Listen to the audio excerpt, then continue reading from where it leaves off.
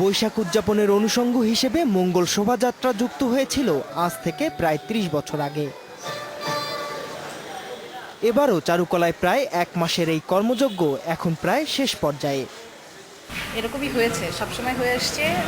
দেখা যায় যে অনেক কিছুই হয়নি, তারপর শেষ পর্যন্ত সবই হয়ে যায়। অনেক দূরে হয়ে গেছে, আর খানিকটা বাকি আছে। স্টলে আমরা জিনিস রাখার আগেই সেল হয়ে যাচ্ছে। প্রস্তুতি শেষ পর্যায়ের জন্য প্রোডাক্টের চাহিদা অনেক বেশি।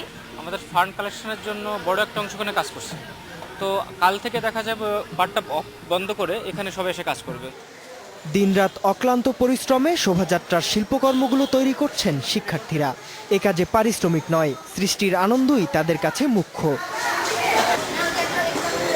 শোভাযাত্রার খরচের বড় অংশটাই আসে মুখোশ বিক্রি থেকে। এবছর মুখোশ পরায় বিধিনিষেধে সেই বিক্রিতে পড়েছে ভাটা। জবটা আমাদেরকে দিতে হচ্ছে, কি কারণে এটা বন্ধ করলো, আর এটা কারণে কিছুটা হলো সেল ডাউন।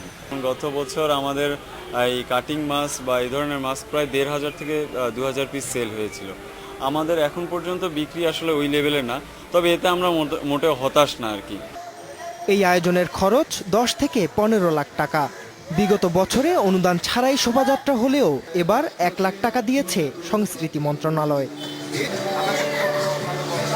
শোভাযাত্রার পথেই অদূর ভবিষ্যতে যাবে মেট্রো রেল, তবে সেটিকে চিন্তার কারণ মনে করছেন না সংস্কৃতি মন্ত্রী।